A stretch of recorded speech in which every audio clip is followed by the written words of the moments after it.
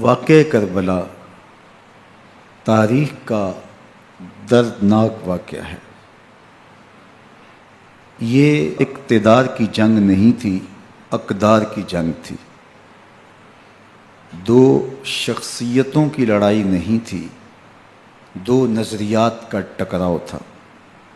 یہ حق اور باطل کا معرکہ تھا۔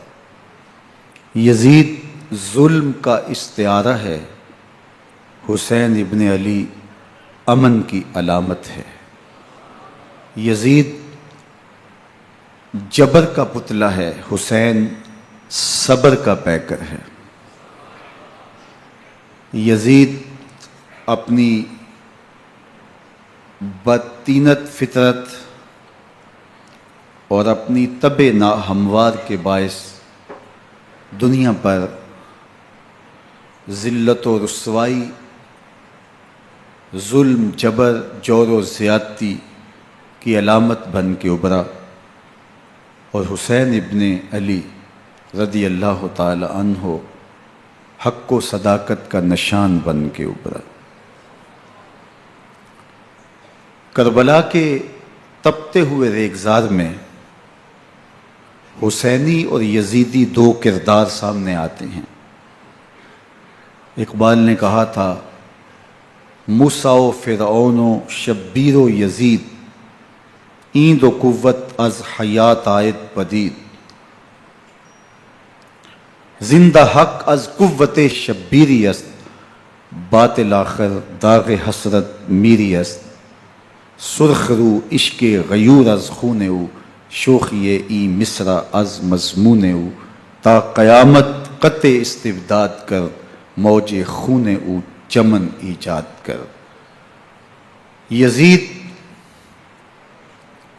بہدل کی بیٹی محسون کا ناپاک بیٹا تھا، اور حسین محمد عربی کی بیٹی فاطمہ کا شہزادہ تھا۔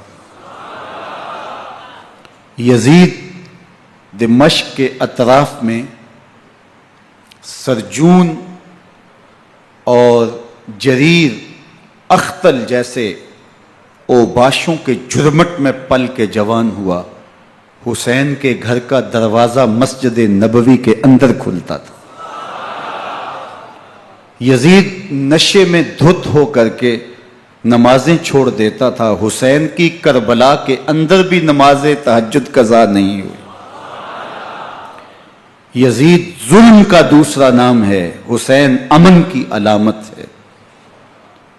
یزید نے زندگی میں ایک مرتبہ حج کیا اور شراب کے مٹکے ساتھ لے کے آیا، اور اختل اور دیگر گویوں اور مغنیوں کو اپنے ساتھ رکھا تاکہ سفر آسانی سے کٹے۔ حسین ابن علی نے 25 حج سواری ہونے کے باوجود پیدل کیے۔ یزید حج بیت اللہ کے بعد مدینہ المنورہ آیا اور شراب کی ایک مجلس بپا کی۔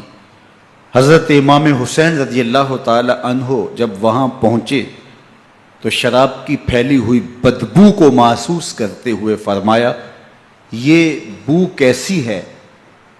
تو نشے میں دھت یزید بولا، یہ شام میں بنتی ہے، اور ایک جام منگوایا اور اس کو پیتے ہوئے دوسرا جام حضرت امام حسین رضی اللہ تعالی عنہ کی طرف بڑھاتے ہوئے کہا، ابا عبداللہ لیجئے۔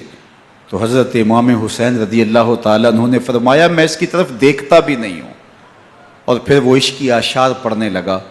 جب یزید کی شراب نوشی کا منظر امام حسین رضی اللہ تعالی عنہ اپنی آنکھوں سے دیکھ چکے تھے، تو مجھے بتاؤ یزید کے ہاتھ پہ امام حسین کا پاک ہاتھ کیسے آتا؟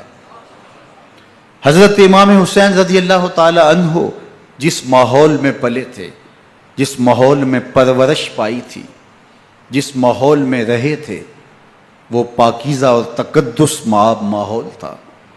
اور یزید کبھی اطراف دمشق میں، کبھی غوطہ میں، کبھی الخضرہ محل میں، اور کبھی کہاں اور کبھی کہاں داد عیش دیتا رہا اور لہو و لعب کے اندر مصروف رہا، اور اس کی زندگی ان چیزوں سے عبارت تھی. وہ محرمات کو حلال قرار دیتا، شراب نوشی اس کی ہڈیوں میں رچی ہوئی تھی، اور شریعت بیضا کا مذاق اڑایا کرتا. اور حسین ابن علی رضی اللہ تعالی عنہ کی دوستیاں جن لوگوں سے تھی وہ عبداللہ ابن عباس تھے، عبداللہ ابن عمر تھے، حضرت عبد الرحمن بن ابو بکر رضی اللہ تعالی عنہ تھے. یزید تو جوا کھیلتا رہا، یزید تو قمار بازی کرتا رہا، یزید تو شراب نوشی کرتا رہا، اور حسین ابن علی مسجد نبوی کے ممبر میں حضور کے پہلوؤں میں بیٹھتے رہے. زمانے نے وہ منظر دیکھا کہ سرخ رنگ کے جوڑے پہنے ہوئے حسنین کریمین حجرہ فاطمہ سے نکلتے ہیں. کم عمری کی وجہ سے کبھی گرتے ہیں، کبھی سنبھلتے ہیں، اور آقا کریم خطبہ ارشاد کر رہے ہیں. خطبہ چھوڑ کے حضور نے شہزادوں کو اٹھا لیا. وہ منظر بھی زمانے نے دیکھا. حضرت عبداللہ بن شداد کہتے ہیں کہ حضور سجدے میں تھے اور سجدہ اتنا طویل ہو گیا، ہمیں لگا یا تو وحی کا نزول ہو رہا ہے یا پھر اللہ کا حکم آ گیا اور اللہ کے محبوب کی روح قبض کر لی گئی. لیکن میں نے جب نظریں اٹھا کے ننکیوں سے دیکھا تو کیا منظر تھا کہ حسین ابن علی حضور کی پشت پہ بیٹھے ہوئے اور میرے آقا سجدے کو طول دے رہے ہیں. اللہ اکبر. حسین کے لیے پیغمبر کے سجدوں کو طول دیا جا رہا ہے. حسین ابن علی کبھی ممبر پہ حضور کی اطراف میں بیٹھتے ہیں. وہ منظر بھی دنیا نے دیکھا کہ حضور کے مبارک کندھوں پر حسین ابن علی بیٹھے ہیں اور حضور کی زلفوں کو پکڑا ہوا ہے.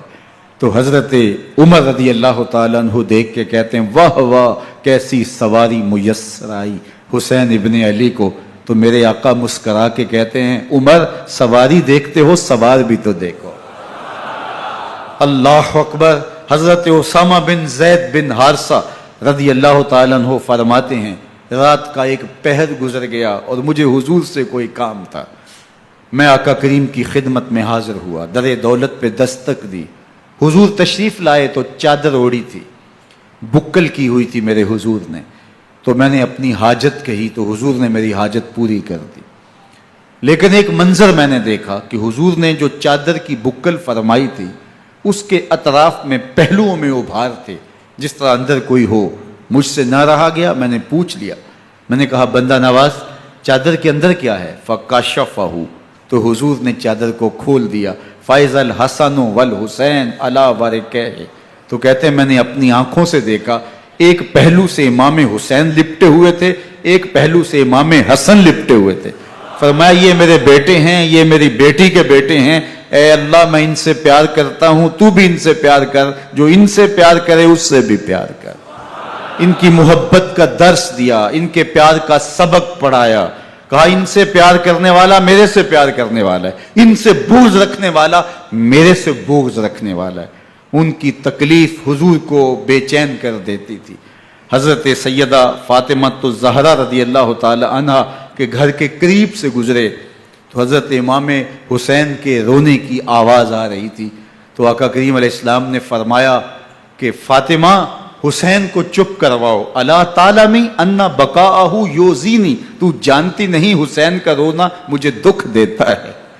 حسین ابن علی کو حضور رونے نہیں دیتے تھے، ان کو دکھی نہیں ہونے دیتے تھے، کیونکہ رسول اللہ صلی اللہ علیہ وسلم جانتے تھے کہ یہ کتنے دکھ سہے گا، کتنی تکلیفوں سے گزرے گا اور کتنے مصائب سہے گا.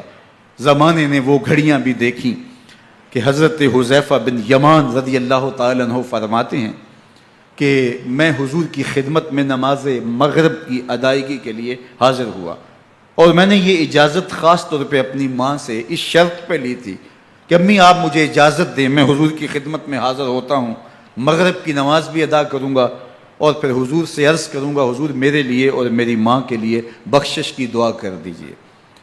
ماں نے اس شرط پہ اجازت دے دی اور میں حضور کی خدمت میں آ گیا. نماز مغرب ادا کی، سلام پھرا تو میرے دل میں آرزو تھی میں حضور سے عرض کروں حضور میرے لیے اور میری ماں کے لیے مغفرت کی بخشش کی دعا کر دیں. لیکن حضور عبادات میں، ذکر میں، نوافل میں ایسے مشغول ہوئے کہ میں آرزو رکھنے کے باوجود بھی عرض نہ کر سکا. خیر نماز عشاء کا وقت ہوا، اذان پکاری گئی، حضور مصلی پہ آئے، نماز پڑھی، سلام پھرا، تو میرے دل میں پھر خیال آیا کہ ماں سے ایک نماز کی چھٹی لی تھی، نمازیں بھی 2 ہو گئیں، ماں نے جاتے پوچھنا ہے حضور سے میرے لیے اور اپنے لیے مغفرت کی، بخشش کی دعا کروائی تھی، تو کیا جواب دوں گا؟ اور حضور اٹھے اور کاشانہ اقدس کی طرف چل دیے۔ اب میرے دل میں یہ خیال رہ کے آ رہا تھا کہ ماں کو کیا جواب دوں گا؟ میں تو حضور سے بخشش و مغفرت کی دعا کروا ہی نہیں سکا۔ جب حضور چل پڑے تو غیر ارادی طور پہ میں بھی حضور کے پیچھے چل پڑا۔ چلنے میں تھوڑی سی رفتار تیز ہو گئی، جس سے قدموں کی آہٹ پیدا ہوئی، تو جب آواز پیدا ہوئی تو حضور نے رخ پھیرے بغیر فرمایا من ھذا، میرے پیچھے پیچھے کون آ رہا ہے؟ پھر خود ہی کہا حذیفہ تو نہیں؟ تو میرا دل دھڑک رہا تھا، قلت نعم، میں نے کہا جی جی حضور میں حذیفہ ہوں۔ فرمایا ما حاجتوں کا غفر اللہ لک ولامک، کیا کام ہے؟ اللہ تجھے بھی بخش دے، تیری ماں کو بھی بخش دے۔ اب جو کام تھا وہ جنبش لب سے پہلے ہی ہو گیا، یہاں تو لفظوں کا سہارا بھی نہیں لینا پڑتا، وہ بند لبوں کی بولیاں بھی سنتے ہیں۔